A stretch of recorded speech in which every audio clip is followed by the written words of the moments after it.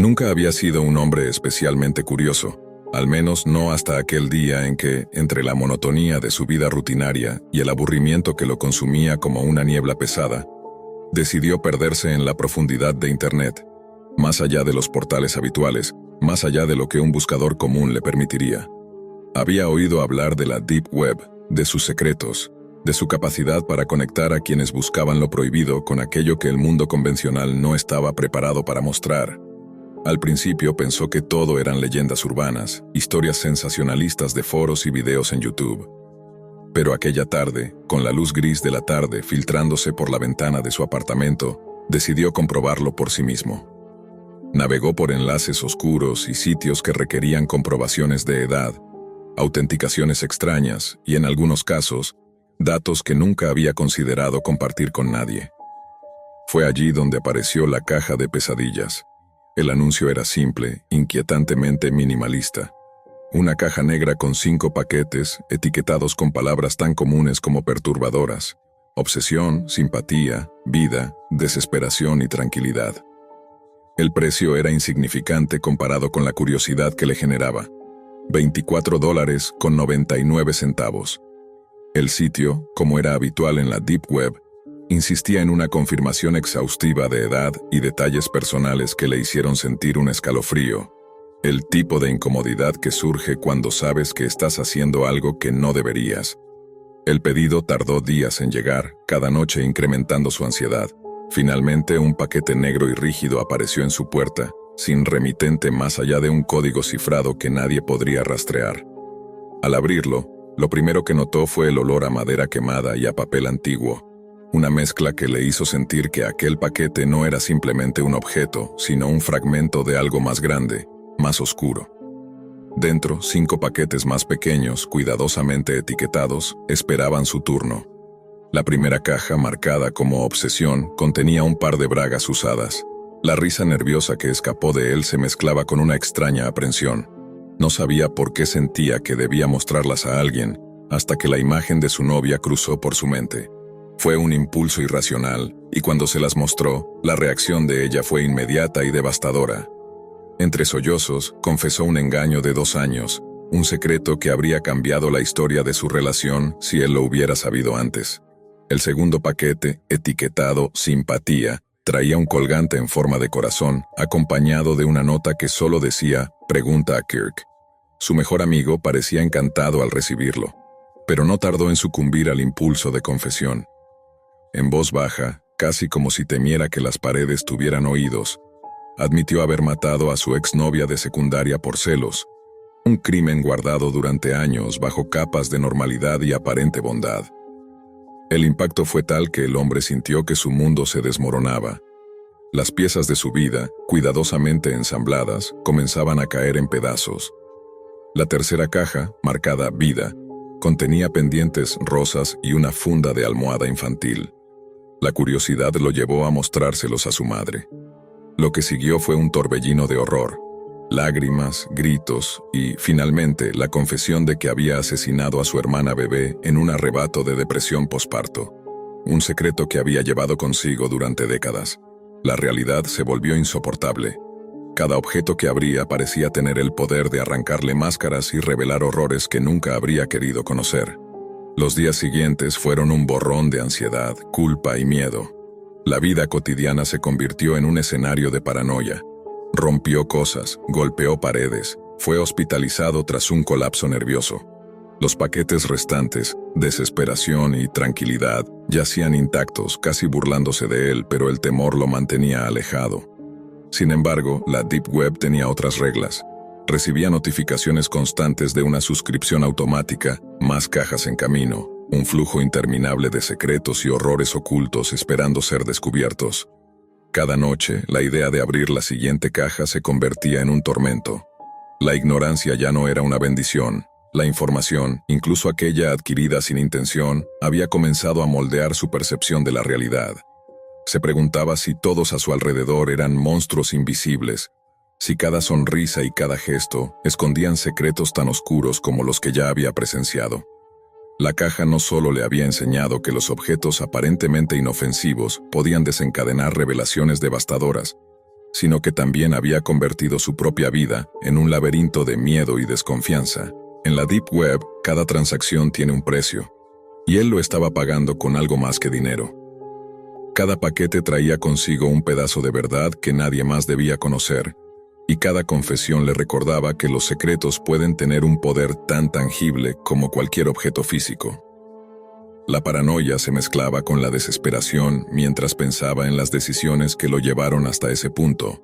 Un clic, un pago en línea, un deseo de emoción que lo condujo a un mundo donde los límites de la privacidad y la moralidad se desdibujaban. A medida que los días pasaban, sentía que ya no había retorno. Su percepción de los demás estaba irrevocablemente alterada. La familiaridad se transformaba en sospecha, la confianza en temor. La caja silenciosa y negra permanecía en un rincón de su habitación, testigo de la ruina que había traído, esperando los siguientes movimientos, dictando el ritmo de su caída sin que él pudiera detenerlo. Se volvió imposible ignorar los mensajes de la suscripción automática. Cada notificación era un recordatorio de que la curiosidad tenía consecuencias, que la Deep Web no era solo un espacio de exploración, sino un ecosistema de poderosos desencadenantes emocionales y psicológicos. Cada objeto, cada pequeño paquete, había sido diseñado para mostrarle que los secretos no solo existen, sino que esperan pacientemente ser descubiertos. Y mientras la caja negra permanecía frente a él, comprendió algo más profundo. El miedo no provenía de lo que contenían los paquetes, sino de la verdad que revelaban, una verdad que nadie había preparado para enfrentar. La línea entre la seguridad y la amenaza se había desvanecido, y su vida, que hasta hace poco había sido rutinaria y segura, se había convertido en un territorio de sombras y revelaciones imposibles de ignorar. La Deep Web, con su promesa de anonimato y misterio, le había ofrecido la experiencia más intensa de su existencia, pero también el precio más alto, un despertar brutal a la fragilidad de su mundo, a la oscuridad que yacía en aquellos que más amaba, y a la certeza de que nunca podría volver a vivir con la misma ingenuidad. Los días se hicieron semanas, y la caja negra permanecía en su cuarto como un símbolo silencioso de la pesadilla que había desencadenado. La curiosidad, mezclada con miedo, lo mantenía despierto hasta altas horas de la noche. Cada notificación de la suscripción automática era un pequeño golpe en su mente. Más paquetes, más secretos, más horrores esperando a ser descubiertos. Finalmente, el impulso de abrir desesperación venció la parálisis que lo mantenía alejado. Dentro encontró un pequeño reloj de arena y una carta manuscrita con caligrafía temblorosa que parecía escribir sola. El tiempo no perdona. Lo que oculta será revelado. Apenas leyó las palabras, una sensación helada recorrió su cuerpo. Instintivamente, supo que esto no era un simple objeto, sino un espejo de sus propias faltas, de los secretos que él mismo había guardado y reprimido. Por un instante, la mente le jugó una trampa. Cada tic-tac del reloj parecía coincidir con recuerdos que había enterrado, errores que había cometido y que ahora se manifestaban a través de aquel paquete. Su respiración se volvió entrecortada y un sudor frío le cubrió la frente. Finalmente decidió enfrentar la última caja. Tranquilidad. Su mano temblorosa retiró la tapa y en su interior encontró un espejo pequeño y oscuro, apenas más grande que la palma de su mano, junto a un mensaje que decía: «Mírate y reconoce lo que has permitido». Al mirar su reflejo no vio solo su rostro abatido y cansado, sino un registro de todo lo que había sucedido desde que recibió la primera caja. Cada traición revelada, cada crimen confesado, cada horror familiar se proyectaba en su propia mirada. La realidad se mezcló con la irrealidad. Se sintió atrapado en un laberinto de su propia vida, rodeado de monstruos invisibles, aquellos que había amado y que ahora eran sombras de secretos inconfesables. La caja negra finalmente parecía sonreírle de manera intangible. No había nada físico más que los objetos, pero el efecto psicológico era devastador. La Deep Web no solo había sido el vehículo de la pesadilla, había sido el catalizador de un colapso irreversible. Los objetos, aparentemente inofensivos, habían arrancado la normalidad de su existencia y lo habían dejado desnudo frente a la verdad de sus seres queridos y, en última instancia, frente a sí mismo. No había vuelta atrás. Intentó destruir los paquetes, tirar la caja al río, incluso quemarla, pero siempre reaparecían intactos, como si la Deep Web protegiera sus secretos, asegurándose de que fueran revelados de manera ineludible. Su paranoia alcanzó límites extremos. Cada sonido, cada sombra, cada silencio parecía conectado a las cajas, como si el mundo entero conspirara para recordarle que había permitido que la curiosidad y la negligencia de sus datos personales lo condenaran a vivir entre secretos y horrores que nunca debería haber conocido. Con el tiempo, abandonó el trabajo, cortó contacto con amigos y dejó de responder llamadas. La Deep Web, la promesa de anonimato y misterio, se había convertido en su cárcel invisible. Vivía rodeado de cajas y notificaciones, con cada objeto como un recordatorio de la fragilidad de la confianza y la devastación que puede traer la información. El miedo no solo estaba en los objetos, sino en la certeza de que cada persona a su alrededor podía albergar secretos tan oscuros como los que él ya conocía. Finalmente, comprendió que tranquilidad no era un regalo, sino una ilusión. La calma que prometía la caja solo existía mientras se mantenía ignorante, y él ya no podía ignorar nada. La vida se había transformado en un escenario de sombras, y cada acción, cada pensamiento, cada relación estaba teñida por la certeza de que los secretos de otros, y los propios, tenían un precio que ningún dinero podía pagar. La caja había comenzado como curiosidad, y terminó siendo un juicio silencioso, un recordatorio de que la Deep Web no solo ofrece lo prohibido, sino que tiene el poder de destruir a quien se atreva a buscarlo. En aquel apartamento, entre paquetes abiertos y objetos que ya no eran simples cosas sino portales a horrores ocultos, el hombre se sentó frente a la caja negra respirando con dificultad. Su vida, su confianza, su paz mental, todo había sido fragmentado por el precio de un clic. La última notificación llegó mientras él miraba fijamente los objetos. El siguiente paquete está en camino. Su mano temblorosa cayó sobre la mesa y comprendió, con un terror absoluto, que la pesadilla no había terminado. La Deep Web había ganado, y él nunca volvería a ser el mismo. Todo comenzó una tarde cualquiera, una de esas que parecen inofensivas, cuando Eric propuso hacer una reunión grupal en Facebook para coordinar nuestro proyecto universitario.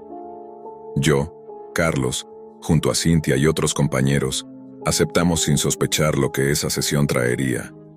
La cámara encendida mostraba nuestras caras iluminadas por la luz fría de nuestras pantallas, mientras compartíamos documentos y discusiones triviales sobre el trabajo. Nada parecía fuera de lo común hasta que Eric, con una sonrisa nerviosa, deslizó una imagen en el chat grupal.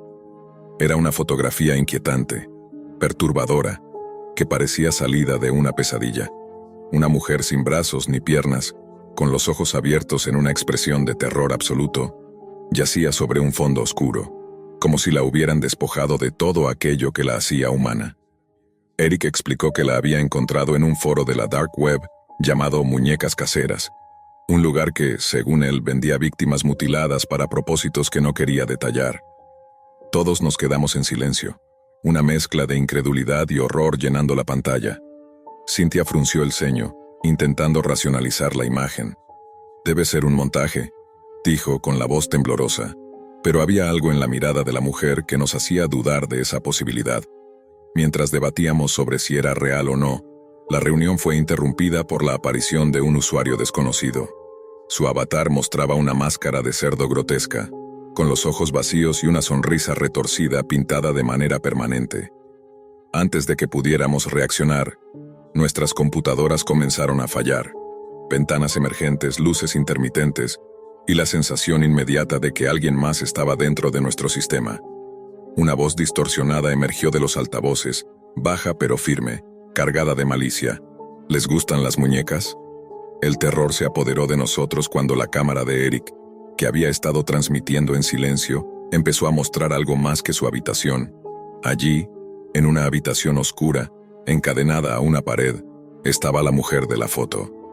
Sus ojos suplicantes se clavaron en la lente, y un frío instantáneo recorrió mi espalda. La voz del intruso continuó. «Ustedes quieren saber la verdad. Observen bien». Lo que ocurrió a continuación se grabó en mi memoria como un fragmento de pesadilla imposible de borrar.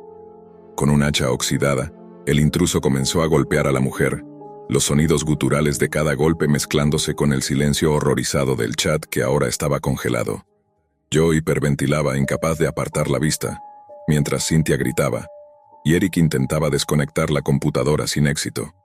El rostro del intruso permanecía inmóvil detrás de la máscara de cerdo, como si disfrutara del terror que nos causaba. Entonces, en un instante que pareció eterno, la transmisión se cortó. La pantalla quedó negra y nuestro chat se desconectó automáticamente. Pasaron días antes de que pudiéramos hablar de lo ocurrido. Todos vimos fragmentos de la transmisión, pero decidimos ignorarlos, fingiendo normalidad. Sin embargo, algo dentro de mí cambió para siempre. El miedo y la culpa se instalaron como sombras persistentes. No podía dejar de pensar en aquella mujer y en lo que habíamos presenciado, atrapados como meros observadores impotentes. Un año más tarde, ya lejos de la universidad, aún traumatizado y con la sensación constante de ser vigilado, recibí un paquete inesperado. Al abrirlo encontré una fotografía, Cynthia mutilada con los ojos abiertos en la misma expresión de horror que la mujer de la muñeca casera. En la esquina, un texto escrito con tinta negra decía: Muñeca número 21. La paralización me dominó, y por primera vez comprendí que aquello que habíamos visto no era un simple experimento macabro de Internet. Era una advertencia y una continuación de un ciclo que se extendía más allá de nuestras pantallas. Cerré puertas, ventanas, y consideré llamar a la policía, pero la duda me asfixiaba. ¿Cómo explicar algo que parecía sacado de un delirio? ¿Sería considerado loco? Las imágenes de Eric, la transmisión, la máscara de cerdo y la visión de Cynthia me perseguían día y noche.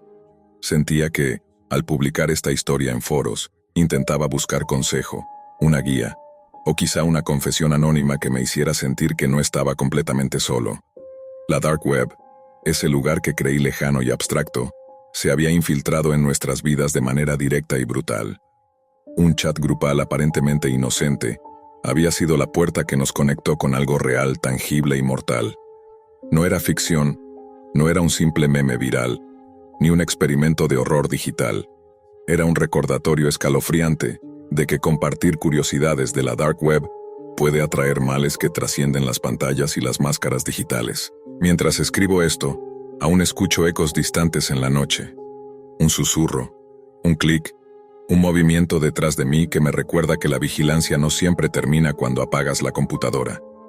Y ahora te pregunto a ti, lector, si alguna vez te encontrases en una situación así, viendo la muerte a través de una pantalla y sintiendo que alguien puede estar observándote, ¿denunciarías? ¿O cerrarías los ojos, ignorando la evidencia, esperando que el horror desaparezca por sí solo, como hicimos nosotros? Al final, la pregunta permanece, y con ella, la certeza de que algunas puertas, una vez abiertas, no pueden cerrarse. La muñeca de la Dark Web no solo existía en la pantalla, existía en nuestra realidad, acechando cada elección, cada mensaje compartido, cada curiosidad inocente. Y así termina la historia de Eric, de Cynthia, de mí, y de la mujer que nunca debió haber sido descubierta. Un recordatorio que la Dark Web no es un juego, y que los horrores que esconde son más reales de lo que estamos dispuestos a aceptar. Nunca se había imaginado que una deuda, algo tan banal como unos números rojos en una pantalla bancaria, terminaría por convertirse en la tumba de su madre. El recuerdo lo perseguía como un veneno que no cesaba de recorrer sus venas. Aquella transmisión en la que, incapaz de intervenir, vio a su madre llorar, amordazada, mientras los hombres enmascarados reían y mostraban cada segundo de su sufrimiento a miles de ojos anónimos escondidos en la profundidad de la red. No fue un video hallado en un rincón olvidado de Internet. Number era en directo. Él estaba allí, conectado, impotente, forzado a contemplar cómo la deuda que nunca pagó se transformaba en espectáculo. Ese día algo se quebró. Abandonó la escuela, los pocos amigos que aún le hablaban dejaron de buscarlo, y su padre, incapaz de enfrentarse al duelo, se volvió un fantasma alcohólico que apenas recordaba su propio nombre. Él, en cambio, encontró un propósito: rastrear al hombre de la máscara de esquí, aquel con los ojos azules enrojecidos que le devolvieron la mirada a través de la cámara, como si supiera exactamente quién lo estaba viendo al otro lado. La entrada a la Deep Web no fue inmediata ni gloriosa.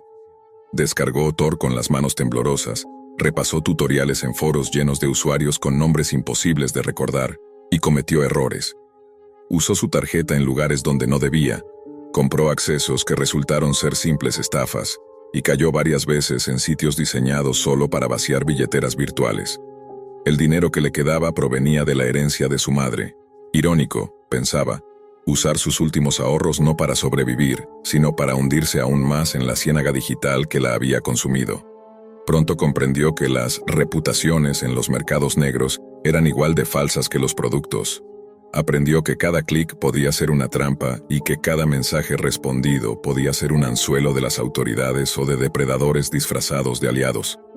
Comenzó a crear una red propia, sobornos pequeños a intermediarios, transferencias de criptomonedas a billeteras que cambiaba cada pocas horas, conversaciones privadas en foros cifrados donde cada error podía costarle su anonimato. Sus noches se dilataban en madrugadas infinitas frente a la pantalla. La luz azul devoraba su piel, su mirada se hundía en ojeras, y la paranoia le impedía siquiera cerrar los ojos más de 10 minutos. Cada sonido en la casa lo hacía saltar, cada notificación era una puñalada en el pecho, pero también estaba cada vez más cerca, los rumores de un mercader de la carne que operaba en Europa del Este, la mención de un sótano con paredes de ladrillo húmedo y un olor inconfundible a óxido y sudor. Al cabo de meses, logró dar con un hilo concreto. Un intermediario al que sobornó con varios miles de dólares en criptomonedas le envió direcciones físicas, nombres falsos y hasta una clave de acceso para un canal cerrado de transmisiones en vivo. La primera vez que entró, sintió las mismas náuseas que cuando presenció la muerte de su madre. Decenas de usuarios conectados en tiempo real, apostando sumas absurdas por los destinos de víctimas anónimas. Voces distorsionadas, comentarios celebrando el sufrimiento ajeno, y al fondo, aquella mirada. Los mismos ojos azules, más hundidos, más cansados, pero inconfundibles. La obsesión lo había transformado en un detective improvisado. Guardaba capturas, anotaba horarios, comparaba detalles arquitectónicos de las paredes, incluso trataba de triangular señales débiles que escapaban de la transmisión. Vivía para eso, únicamente para eso. Y en esa rutina de demencia, perdió el poco vínculo humano que le quedaba. Su padre murió sin que él lo notara y su cuerpo fue encontrado semanas después en el sillón. La policía ni siquiera se molestó en buscarlo, lo dieron por desaparecido hacía tiempo. El día del quiebre llegó una madrugada de lluvia. Había salido a comprar cigarrillos en una tienda de mala muerte, cuando dos hombres lo abordaron sin previo aviso. No hubo tiempo para resistir. Lo drogaron, lo arrastraron a una camioneta y despertó horas después en una habitación demasiado familiar. El sótano, el mismo donde murió su madre. El mismo olor metálico, la humedad pegajosa en las paredes y la luz amarillenta que colgaba del techo como un testigo cruel. Lo ataron a una silla, esposas en muñecas y tobillos, cables en la piel que enviaban corrientes eléctricas cada pocos minutos. Y frente a él la cámara. Una lente negra que lo observaba, lista para transmitir. Se escuchaba el murmullo de cientos de espectadores conectados, comentarios en varios idiomas, apuestas que subían de precio como en una subasta macabra. Entonces apareció él. El torturador. El hombre de los ojos azules inyectados en sangre, la máscara de esquí cubriéndole la mitad del rostro. Su voz era grave, casi ronca, y cada palabra sonaba como un eco. No hubo discurso grandilocuente, solo una mirada sostenida. Una especie de reconocimiento tácito. Tú y yo ya nos hemos visto antes. Pero lo que ellos no sabían era que él venía preparado. En uno de sus sobornos previos, había logrado conseguir una llave de esposas estándar, escondida en el dobladillo de su pantalón.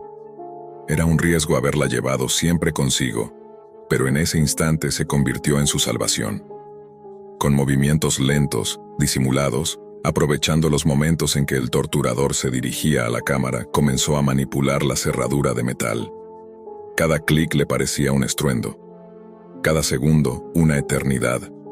La transmisión había comenzado. Los espectadores pedían sangre. Las apuestas se disparaban. El torturador tomó un cuchillo, lo acarició contra la luz y se acercó con esa calma ritual que tanto excitaba a su audiencia. Él, en cambio, sintió la presión de la cerradura ceder. Un chasquido suave, casi imperceptible, le devolvió el aire, y en ese instante, todo cambió. La cerradura cedió. El frío del metal dejó su piel marcada, pero la adrenalina fue suficiente para ignorar cualquier dolor. En un movimiento rápido, casi animal, se abalanzó sobre el torturador antes de que éste alcanzara a reaccionar. El cuchillo resbaló de su mano y cayó al suelo con un sonido seco que se mezcló con el murmullo de la transmisión. La cámara, siempre encendida, captó el momento exacto. La víctima que ya no era víctima, sujetando al verdugo por la garganta. Los espectadores comenzaron a llenar el chat con signos de interrogación, insultos, pedidos desesperados de sangre. El guión del espectáculo había cambiado de golpe y el público estaba hambriento de un nuevo desenlace. El torturador forcejeó, sus ojos azules más inyectados que nunca, su máscara húmeda de sudor. Intentó hablar, pero la presión en su cuello lo sofocaba. Un rugido ahogado fue lo único que pudo emitir antes de recibir el primer golpe en la cara, que lo tiró contra la pared de ladrillos. El protagonista lo levantó de nuevo, como si el cansancio de días sin dormir se hubiera convertido en combustible. Cada puñetazo era un recuerdo de su madre. Cada patada era la deuda que jamás pudo saldar. Cada respiración agitada era la transformación irreversible que lo consumía. Y entonces, con una calma sorprendente, tomó el cuchillo del suelo. Lo sostuvo frente a la cámara, girándolo lentamente para que todos los conectados pudieran ver cómo brillaba bajo la luz amarillenta. El chat enloqueció. Pedidos, apuestas, súplicas. Algunos rogaban clemencia para el torturador, otros exigían que la sangre no se detuviera. El protagonista, sin embargo, sonrió. Una sonrisa extraña, quebrada, que ya no pertenecía al joven atormentado por la culpa, sino a alguien nuevo. Sujetó al torturador por el cabello, lo arrastró frente al lente y habló con voz firme, grave, casi solemne. Ustedes me hicieron espectador de la muerte de mi madre, me enseñaron a no tener miedo. Y ahora, voy a enseñarles que el miedo no impide el heroísmo. Nunca subestimen a quien no tiene nada que perder. Y con esa frase inició su propia transmisión, pero no como víctima. Se convirtió en anfitrión. La cámara captó cada gesto mientras lo ataba, esta vez con la firmeza de quien conoce cada rincón de esa sala. El verdugo se convirtió en presa, y los espectadores, lejos de abandonar la sala, permanecieron conectados. El morbo era más fuerte que la moral. Abrió un chat paralelo donde comenzó a aceptar apuestas. No por su dolor, sino por el del hombre que alguna vez se creyó intocable. Una ironía perfecta. Los mismos que habían pagado por ver sufrir a inocentes, ahora pujaban por cada corte, cada grito, cada lágrima del torturador. La justicia en ese mundo no existía, pero la venganza tenía su propio mercado. La transmisión duró horas. No hubo espectáculo improvisado, fue meticuloso, calculado, diseñado para que cada gesto quedara marcado en la memoria digital de quienes lo presenciaban. Cuando terminó, no lo hizo con un grito ni con un último golpe. Terminó con silencio. El silencio frío que solo deja un cuerpo inerte. Apagó la cámara. Se sentó en la silla donde minutos antes estaba encadenado. Encendió un cigarrillo, lo llevó a sus labios y aspiró con calma. La primera bocanada llenó sus pulmones y, por primera vez en meses, no sintió culpa ni dolor. Solo calma. Una calma helada, peligrosa, como si en el fondo hubiera aceptado que ya no era el mismo. Sabía que había cruzado un límite del que nunca volvería. Ya no era hijo, ni estudiante, ni víctima. Se había convertido en parte de aquello que juró destruir. El humo del cigarrillo se mezclaba con el aire húmedo del sótano, formando figuras fantasmales que parecían observarlo. Y él, inmóvil, contemplaba su transformación. El héroe había muerto con su madre. Lo que quedaba era un verdugo más, nacido de la oscuridad profunda, alimentado por la misma red que lo había consumido.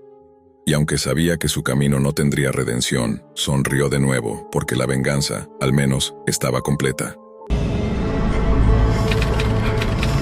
Recuerdo aquel día con la nitidez de un fósforo encendido en la oscuridad.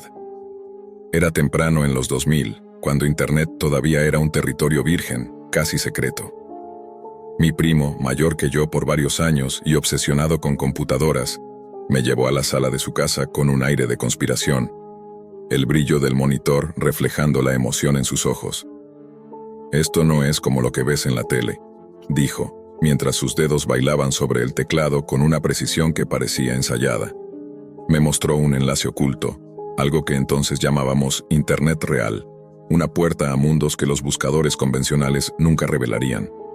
El video que cargó estaba grabado con visión térmica nocturna. En la pantalla, un campo aislado se extendía bajo la negrura, y allí, un hombre avanzaba torpemente, con pasos que no parecían completamente suyos.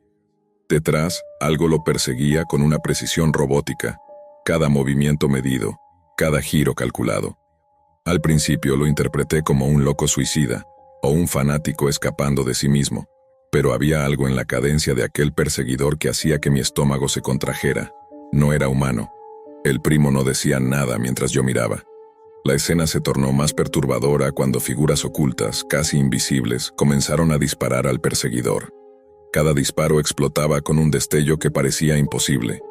Aquel cuerpo no caía, sino que estallaba como una bomba, dejando un rastro térmico que desaparecía lentamente en la noche.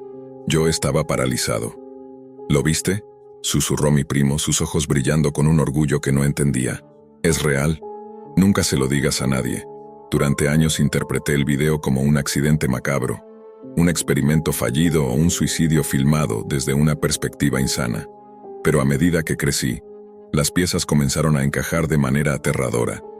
Recordé relatos de personas que parecían arder sin motivo, explosiones espontáneas en la vía pública, suicidios que no tenían explicación.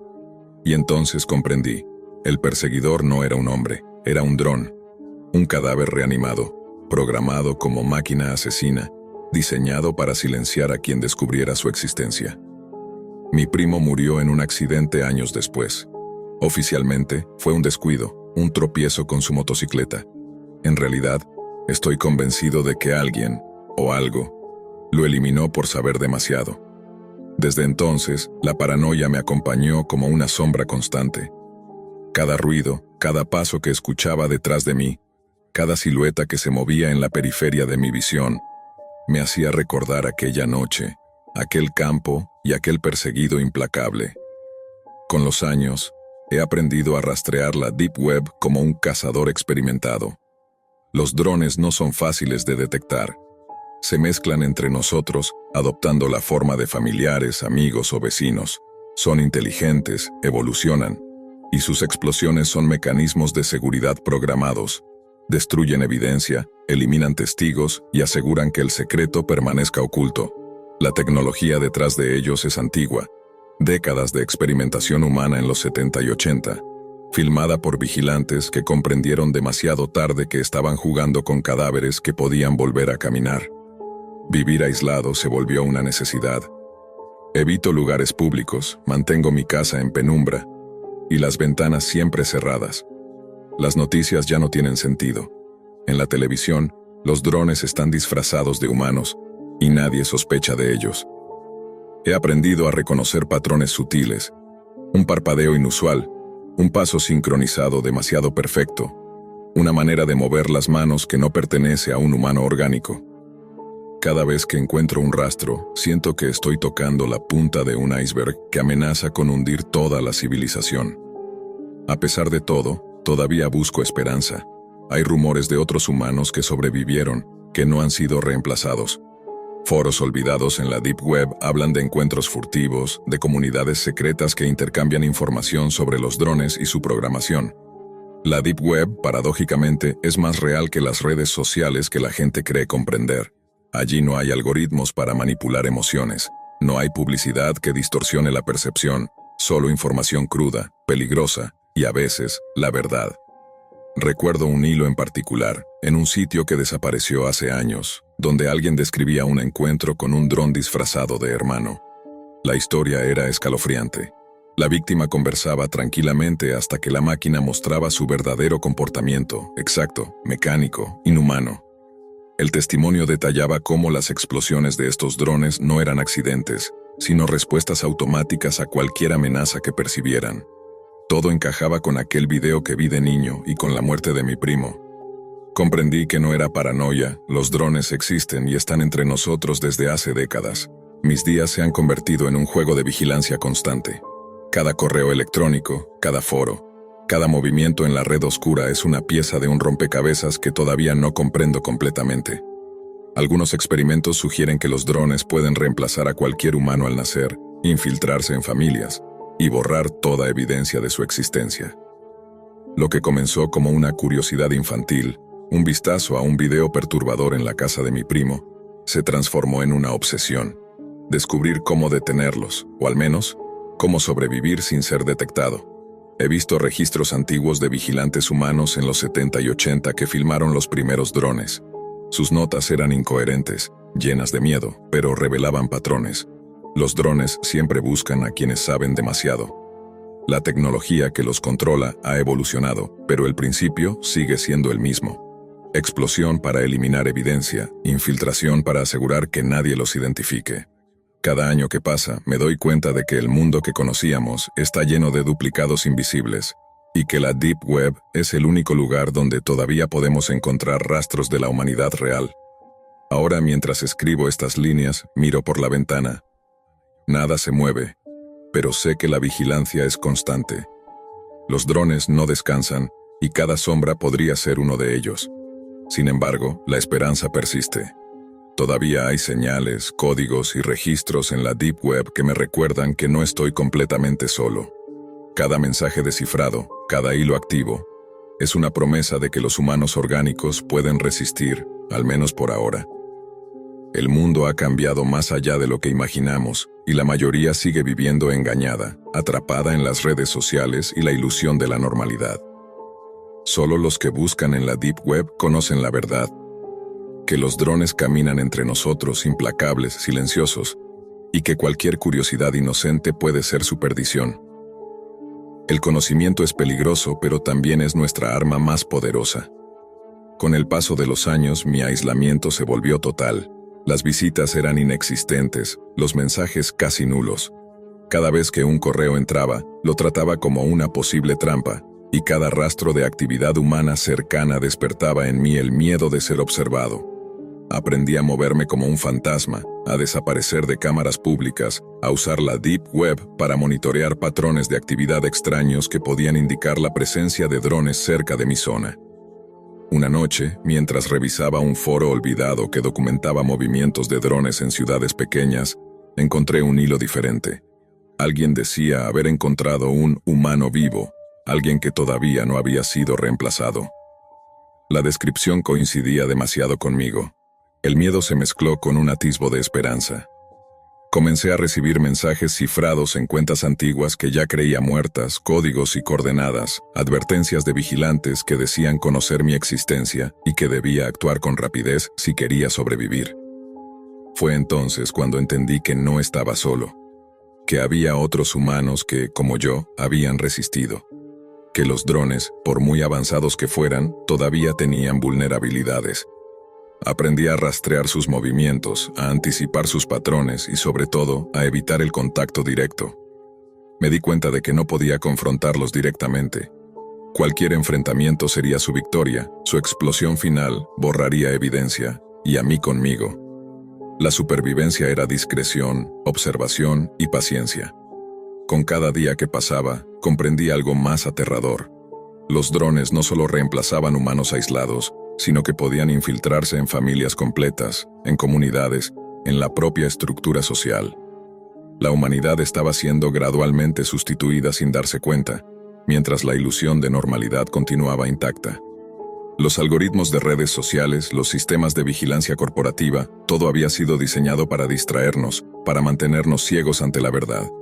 La Deep Web seguía siendo la única vía de información real. Finalmente, después de años de ocultamiento y búsqueda, encontré un grupo de sobrevivientes. Humanos que, como yo, habían escapado a la sustitución, a la manipulación, a la explosión de los drones que los amenazaba. Nos reconocimos sin palabras, compartimos información, códigos, rastros de vigilancia. Era una comunidad mínima, frágil pero viva.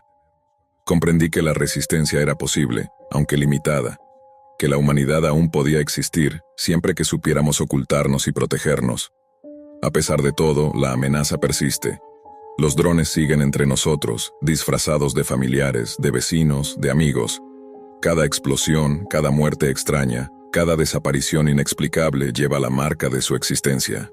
Y sin embargo, la Deep Web nos da pistas, evidencia de que no estamos completamente perdidos. Que mientras haya memoria, mientras haya vigilancia y humanidad real, aún hay esperanza. Hoy sigo aislado, pero no completamente solo. Mis días son largos, silenciosos y vigilados, pero mi mente está despierta. Cada mensaje descifrado, cada hilo activo, cada coordenada encontrada en la Deep Web es un recordatorio. La humanidad puede sobrevivir, pero solo si entendemos la verdad y actuamos con cautela. Los drones pueden ser imparables, inteligentes, casi perfectos en su infiltración, pero todavía dependen del secreto. Y mientras haya alguien que recuerde, alguien que busque, el secreto no estará completamente a salvo. En la quietud de la noche, miro por la ventana y veo sombras que no deberían estar allí. Pero ya no siento el mismo pánico que antes. Ahora sé que la vigilancia es mutua, y que, aunque el mundo que conocíamos ha cambiado, la chispa de la humanidad real todavía puede resistir. Que, incluso en la oscuridad más absoluta, siempre habrá quien observe, quien recuerde, quien luche por mantener viva la verdad. Nunca pensé que a mis 32 años terminaría tomando en serio algo que había leído en foros de creepypastas cuando era adolescente. A esa edad, los rituales, los juegos prohibidos y las leyendas de la Deep Web me parecían simples ficciones creadas para pasar el rato en madrugadas insomnes. Sin embargo, en mi último viaje de trabajo, el aburrimiento de las noches en un hotel de ciudad desconocida me empujó a abrir viejos cajones de mi memoria, y de ahí resurgió el juego del ascensor. En los años 2000, cuando la curiosidad me llevaba a explorar blogs oscuros y páginas de la Deep Web, encontré una lista interminable de rituales extraños. Invocar sombras frente al espejo, juegos que te transportaban a dimensiones paralelas y experimentos de origen coreano o japonés que prometían abrir puertas al otro lado. Uno de esos era el juego del ascensor. Se decía que, si viajabas en un edificio de más de 10 pisos y presionabas una secuencia específica de botones, llegarías a un nivel donde la realidad se distorsionaba. En la descripción siempre había una advertencia. En uno de los pisos se subía una mujer, y si la mirabas o le hablabas, estarías condenado. Yo había leído esas historias en la Deep Web en secciones de foros llamados experiencias reales, donde usuarios anónimos narraban con lujo de detalle cómo habían sentido un cambio en el aire, escuchado voces metálicas o visto figuras que no deberían estar ahí. En aquel entonces me reía. Pero esa noche, encerrado en un hotel de 16 pisos, después de 2 whiskies y con un humor más curioso que valiente, decidí intentarlo. El vestíbulo estaba casi vacío. El sonido del ascensor retumbaba con un eco metálico. Entré y me aseguré de que nadie más me acompañara. La secuencia estaba grabada en mi memoria, como si nunca se hubiera borrado. 4-2-6-2-10-5. Me repetí las instrucciones como un niño que recita un conjuro aprendido de internet. Si llega alguien, reinicia. No hables con la mujer, no la mires. Presioné el primer botón, nada raro. El ascensor subió y bajó obedientemente. Cuando llegué al piso 5, se abrieron las puertas y allí estaba ella. Una mujer joven, con un vestido floral antiguo, el cabello largo y oscuro cubriéndole parte del rostro. Parecía una figura sacada de una fotografía vieja, como si hubiera dado un paso fuera de otra época. Mi primera reacción fue reírme internamente, convenciéndome de que era una huésped cualquiera del hotel. Pero había algo en su presencia que erizaba la piel. Estaba demasiado quieta, demasiado inmóvil, como si hubiera estado esperando que yo la llamara. Entró sin mirarme. El aire se volvió pesado. Me obligué a mantener la mirada en el panel de botones, pero mi reflejo en el metal pulido me traicionaba. Podía ver su silueta nítida, de pie, respirando suavemente. El corazón me golpeaba en el pecho como un tambor. Las puertas se cerraron y el ascensor siguió su recorrido. El juego estaba roto. Lo sabía. Y aún así, no tuve el valor de salir corriendo en el piso siguiente. Cuando todo terminó, volví a mi habitación, convencido de que había sido una coincidencia absurda. Esa noche apenas dormí. Al apagar la luz, cada sombra del cuarto parecía moverse. En la penumbra juraría haber visto un mechón de cabello oscuro deslizándose por el borde de la cama, como si alguien se arrastrara debajo. De regreso a mi casa rural días después, pensé que el malestar desaparecería, pero fue al contrario. El silencio de la noche en el campo solo amplificaba mi paranoia. Las maderas crujían como si alguien caminara por el pasillo. El viento golpeaba las ventanas con un ritmo casi humano. Y en las horas muertas, justo antes de dormir, escuchaba respiraciones debajo de mi cama. Me repetía que eran recuerdos alimentados por la sugestión, el precio de haber revivido los juegos de la Deep Web en la adultez. Pero una madrugada, cuando la luna entraba a medias por la ventana, me atreví a mirar bajo la cama. Lo que vi me quitó el aliento. Un rostro pálido, enmarcado por un cabello negro y húmedo, me observaba con ojos tan vacíos que parecían no pertenecer a un ser humano. La mujer del vestido floral estaba allí, agazapada como un depredador esperando el momento exacto para salir. No recuerdo cómo terminé afuera corriendo descalzo por el jardín hasta llegar a la carretera. Grité hasta que un vecino me prestó su teléfono para llamar a la policía. Revisaron la casa de arriba a abajo, pero no hallaron nada. Ni rastros de intrusos, ni puertas forzadas, ni huellas. Yo solo podía repetir una y otra vez que alguien estaba allí, que la había visto, que había respirado conmigo en la oscuridad. Mis padres, a quienes no visitaba desde hacía meses, me recibieron con incredulidad. Les conté entre tartamudeos lo ocurrido, omitiendo la parte del juego del ascensor. ¿Cómo explicar que lo que me estaba ocurriendo podía haber comenzado con un simple ritual encontrado en la Deep Web?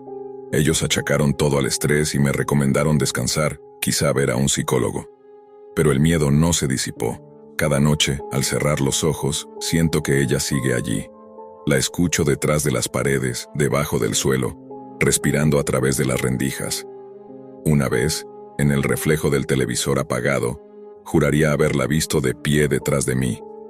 Y ahora, la idea que me carcome, la que me despierta a medianoche sudando frío, es la misma que ronda en los foros olvidados de la Deep Web donde todo comenzó. Si el ritual salió mal, la única forma de corregirlo. Si el ritual salió mal, la única forma de corregirlo era repetirlo. Esa idea me perseguía cada día como un veneno en la mente. Al principio intenté ignorarla, pero las señales eran demasiado claras. Dejé de dormir. El insomnio se volvió insoportable. En mi propia casa rural, donde antes encontraba paz, ya no había silencio, sino susurros. La primera noche pensé que era el viento, la segunda, que eran ratones en las paredes. Pero cuando escuché mi nombre susurrado con una voz femenina, supe que estaba condenado. En mis horas más desesperadas, volví a abrir el portátil. Navegué por la Deep Web, buscando aquellos foros antiguos donde alguna vez había leído sobre el juego. No quedaba mucho. Hilos muertos, usuarios eliminados, enlaces caídos. Pero entre el polvo digital encontré algo nuevo. Un sitio oculto llamado Ascensor Sin Fin. El diseño era simple, como de los 90, letras verdes sobre fondo negro. Los mensajes eran cortos, todos iguales. No hables con la mujer. Si la ves en casa ya es tarde. Solo repite el juego. La comunidad estaba plagada de relatos de gente que aseguraba estar viviendo lo mismo que yo. Presencias nocturnas, respiraciones bajo la cama, cabellos en el suelo, reflejos deformados en los espejos. Muchos decían haber intentado repetir el ritual. Pocos habían vuelto a escribir después. El miedo se convirtió en una obsesión. Una noche, incapaz de soportar más, conduje hasta la ciudad más cercana. Encontré un hotel alto, de 12 pisos, casi vacío a esas horas. Pedí una habitación y subí directo al ascensor. Tenía el corazón en la garganta, las manos empapadas de sudor. Me repetía a mí mismo que si lograba hacerlo bien, si no volvía a mirarla, todo acabaría. Presioné la secuencia 4-2-6-2-10-5. Las puertas se abrían y cerraban. El ascensor obedecía. Cuando llegué al quinto piso lo esperaba. La mujer del vestido floral entró sin decir una palabra. Esta vez me esforcé al máximo por mantener la vista fija en el panel. No respiraba, no parpadeaba. Solo escuchaba el zumbido del ascensor y el golpeteo de mi corazón. Las puertas se cerraron. El aire se volvió gélido. Algo dentro de mí supo que había cruzado un umbral invisible. Cuando las puertas se abrieron en el 10º piso, no era el mismo pasillo del hotel. No había alfombra, ni lámparas, ni señalización. Solo un corredor largo, oscuro, con paredes de concreto desnudo y tuberías oxidadas. El olor a humedad y hierro quemado me golpeó como un puñetazo. Sentí que debía salir, que ese era el destino final del juego. Pero detrás de mí, la mujer respiraba, más cerca que nunca. El instinto me gritaba que no girara, que no la mirara. Aún así, escuché sus pasos arrastrándose hacia mí. Di un paso fuera del ascensor. El piso retumbó como si estuviera hueco. El pasillo parecía interminable, un túnel que se perdía en la oscuridad. El ascensor se cerró detrás de mí con un golpe metálico, y comprendí que estaba atrapado. Corrí. No sé cuánto tiempo estuve corriendo.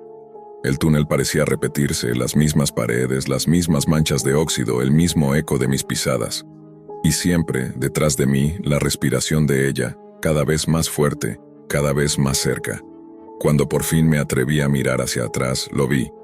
No era una mujer humana. Sus brazos eran demasiado largos, sus piernas se doblaban en ángulos imposibles, su rostro, aunque todavía cubierto de cabello, se estiraba como una máscara húmeda. Y sin embargo, en medio de esa deformidad, el vestido floral seguía colgando, como una broma cruel, recordándome que yo había sido quien la invitó. No sé cómo regresé. No recuerdo haber salido del hotel, ni haber bajado por las escaleras. Solo desperté en mi cama, en mi casa rural, con el corazón acelerado. Por un instante pensé que todo había sido un sueño, hasta que vi en mis zapatos restos de óxido y polvo gris idénticos al del corredor que había recorrido. Esa noche, al apagar la luz, la escuché otra vez debajo de la cama. Ya no respiraba. Reía. Comprendí que no había escapatoria, que el juego no se trataba de entrar y salir, sino de quedar atrapado en un ciclo. Cada vez que intentara corregirlo, solo profundizaría más en su dimensión. La mujer del vestido floral ya no era una extraña. Era mi sombra, mi condena, el precio por haber abierto una puerta que jamás debí tocar. La última entrada que dejé en aquel foro de la Deep Web fue breve, casi desesperada. No jueguen, nunca presionen la secuencia, si la ven ya es demasiado tarde. Después de eso, cerré el portátil y lo enterré en el jardín, convencido de que cortar los lazos digitales me salvaría. Pero cada madrugada, justo cuando el reloj marca las 3:33, escucho el sonido de un ascensor llegando a mi piso. Un timbre metálico que no pertenece a ninguna máquina de mi casa. Y sé que, en algún lugar entre dimensiones, ella sigue esperando a que yo vuelva a mirar. Siempre pensé que esas historias de la Deep Web eran exageraciones, cuentos creados para asustar a adolescentes curiosos y mantenerlos alejados de lo prohibido. Sin embargo, cuando cumplí 16 años, la tentación de entrar en ese submundo digital me ganó la partida. Mi amigo Nicolás había sido quien encendió la chispa. Él me habló por primera vez del navegador Tor, de los foros ocultos y de la Dark Web como si se tratara de un parque de diversiones secreto al que solo los más osados podían acceder. No es tan difícil, me dijo mostrándome su laptop. Solo instalas esto, usas un par de VPNs y ya estás dentro. Aquí puedes comprar de todo, drogas, armas, hasta identidades falsas. Al principio reí, creyendo que era pura fanfarronería. Pero cuando vi con mis propios ojos la interfaz, la extraña estética de páginas negras con enlaces imposibles de rastrear, sentí una mezcla de vértigo y fascinación. Era como abrir una puerta prohibida que, una vez cruzada, ya no podía cerrar. Mis primeras incursiones fueron torpes. Buscaba páginas recomendadas en foros de superficie, seguía tutoriales de YouTube disfrazados de educativos y pasaba noches enteras navegando en silencio, temeroso de que mis padres escucharan el tecleo frenético desde la sala. Descubrí sitios donde se ofrecían sustancias ilegales con catálogos mejor organizados que Amazon, foros privados donde los usuarios compartían secretos sobre cibercrimen y, lo más perturbador, chats en vivo donde se pedían pruebas de lealtad para ingresar a comunidades cerradas. Nicolás fue quien insistió en dar el siguiente paso: comprar marihuana. Según él, era más seguro pedirla en la Dark Web que arriesgarse en la calle con un dealer. Te llega a tu casa discreto, sin preguntas, como si compraras un libro en línea, me dijo con esa sonrisa arrogante que siempre lo caracterizaba. Yo dudaba, pero la curiosidad venció al miedo. Entre los dos exploramos un mercado llamado Silk Path, una réplica del mítico Silk Road, con secciones para todo tipo de drogas, incluso paquetes de pornografía ilegal disfrazados como colecciones privadas. Esa parte me incomodaba profundamente. Nicolás, en cambio, lo veía con morbo. Mira, esto es real, susurró señalando un perfil con cientos de valoraciones positivas. Este tipo entrega en menos de 3 días. Todos lo recomiendan. El vendedor usaba un alias inquietante, Reaper 13. Sus productos iban desde pequeñas dosis de cannabis hasta mercancía más peligrosa. Nos decidimos por un paquete mínimo, apenas lo suficiente para probar que el sistema funcionaba. Nicolás pagó la mayoría usando bitcoins que había comprado en un cajero local, y yo aporté lo que tenía, $9 equivalentes en criptomonedas.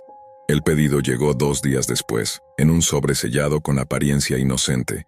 Era tan simple, tan fácil, que el miedo inicial se transformó en una peligrosa confianza. De pronto, la idea de que existiera un mundo paralelo donde todo era posible dejó de ser un mito. La Dark Web nos había abierto sus puertas. Sin embargo, cometimos un error que jamás habría imaginado fatal. La factura marcaba $13, pero nosotros solo enviamos 9. Pensamos que nadie se daría cuenta, que eran $4 en un negocio multimillonario de tráfico ilegal. Nicolás bromeó al respecto. Con lo que gana este tipo, seguro ni revisa. Yo quería creerle, aunque algo en mi interior me susurraba que en ese mundo las reglas eran distintas. El mensaje llegó 2 noches después. No un correo normal, sino una notificación encriptada que apareció cuando abrí mi laptop. La pantalla se volvió negra y en letras rojas apareció: tu deuda es de $4. La deuda es deuda. La dirección ya está confirmada. Me quedé helado. ¿Cómo habían conseguido mi dirección? La paranoia me consumió. Revisé cada esquina de mi habitación. Cerré con seguro las puertas y hasta bloqueé la cámara de la laptop con cinta adhesiva. Intenté tranquilizarme. Tal vez era un truco para asustar novatos. Pero en el fondo sabía que en la Dark Web nada era una broma. Al día siguiente, cuando regresé de la escuela, encontré un sobre en el buzón. No tenía remitente. Dentro había una hoja con un enlace escrito a mano, acompañado por un dibujo grotesco. Un ojo abierto con lágrimas de sangre. El enlace llevaba a una transmisión en vivo. Encendí la computadora con las manos temblorosas. Usé Tor para acceder al sitio, y lo que apareció en la pantalla me dejó sin aire. Una habitación oscura, iluminada apenas por una lámpara colgante, y en el centro una mujer atada a una silla. Su rostro estaba golpeado, sus manos amarradas con alambre. Alrededor del video, un chat se actualizaba en tiempo real. Los usuarios pujaban cantidades obscenas de dinero, cada uno ofreciendo más que el anterior. El título de la transmisión era brutalmente explícito: subasta, mutilación en vivo. Paga por decidir su destino. Sentí un nudo en el estómago. No podía apartar la vista, aunque todo mi cuerpo me suplicaba cerrar la laptop y huir. Alguien en el chat escribió: el de la deuda, estás aquí, bienvenido era para mí. No cabía duda. Me habían arrastrado a ese lugar como castigo. En el panel lateral apareció un botón que decía pujar. Sin pensar, usé lo que quedaba de mi cuenta bancaria, apenas unos cientos de dólares. El contador subió, pero otros usuarios ofrecían mucho más, con una frialdad inhumana. Cada vez que perdía la puja, veía cómo se preparaba una herramienta distinta. Un cuchillo, unas tijeras oxidadas, un soplete. La desesperación me llevó a vincular las cuentas de mis padres. Robé sus ahorros, convencido de que si ganaba una de esas rondas podría detener la tortura. Pero cada oferta era superada en segundos por desconocidos que parecían disfrutar del sufrimiento ajeno. El chat se llenaba de risas, de apuestas, de comentarios sádicos. Yo tecleaba como un poseso, suplicando que la soltaran, gritando en la pantalla como si alguien pudiera escucharme. No había salida. La deuda no se trataba de dinero. Era un recordatorio cruel de que en la Dark Web nada queda impune. Mis dedos temblaban tanto que apenas podía seguir escribiendo las cantidades en el campo de puja. Una y otra vez mi oferta era rechazada, superada por usuarios que parecían competir no solo por dinero, sino por demostrar quién era el más cruel. El contador de mi cuenta bancaria descendía hasta quedar en ceros. El sistema me notificó que ya no tenía fondos y que cualquier intento adicional sería inválido. No, por favor. Balbuceé frente a la pantalla. El chat estalló en carcajadas. Usuario, Dan Severo. El deudor se quedó seco. Ahora verá lo que pasa, Reaper 13. La lección está pagada. La cámara hizo un paneo lento hacia la mujer. Su respiración era agitada, sus ojos hinchados, y de pronto, cuando el verdugo le levantó la cabeza por el cabello, lo reconocí. Mi sangre se heló. Era mi madre. Sentí que el suelo desaparecía bajo mis pies. Quise negar lo que veía, convencerme de que era un montaje, un truco, pero no había forma de confundir esas facciones. Cada cicatriz, cada arruga, cada detalle coincidía con ella. El verdugo se colocó frente a la cámara y con una voz distorsionada anunció: «Así se pagan las deudas». Yo grité, rogué, supliqué, pero nadie escuchaba. Para ellos yo ya había perdido. La última puja fue sellada, y la orden final fue ejecutada con una violencia que no me atrevo a describir. Todo quedó grabado en esa transmisión en vivo, y yo fui testigo impotente de cada segundo. La pantalla no se apagó de inmediato, el chat se llenó de mensajes crueles. Usuario Anon, ahora lo entiendes. Reaper 13. Tu deuda estaba con nosotros, pero ella pagó el precio. Después, solo quedó el vacío. La transmisión se cortó y mi reflejo apareció en la pantalla negra. Un adolescente llorando, roto, con las manos manchadas de sudor y lágrimas. Corrí al cuarto de mi madre. La cama estaba vacía. Su bolso y sus llaves no estaban. Ni un rastro. El silencio de la casa se volvió insoportable. Nunca regresó. Nadie creyó mi historia. La policía la catalogó como desaparición voluntaria. Y yo quedé atrapado en un secreto imposible de contar. Las semanas siguientes fueron un descenso al infierno. No podía dormir. Cada vez que cerraba los ojos, revivía la escena. Cada vez que encendía la laptop, temía encontrar otro mensaje, otra transmisión. Pero lo más terrible era la culpa. Comprender que todo había comenzado con una deuda ridícula de $4, con mi arrogancia de creer que la dark web era un juego sin consecuencias. Hoy escribo estas palabras como advertencia. La deep web no perdona. No importa si entras por curiosidad, por rebeldía o por estupidez. Cada clic deja una huella, cada transacción abre una puerta, y cada deuda se paga, aunque el precio no seas tú directamente, sino lo que más amas. Porque yo maté a mi madre sin apretar un gatillo. Y en ese rincón oscuro de Internet, esa es la lección más cruel.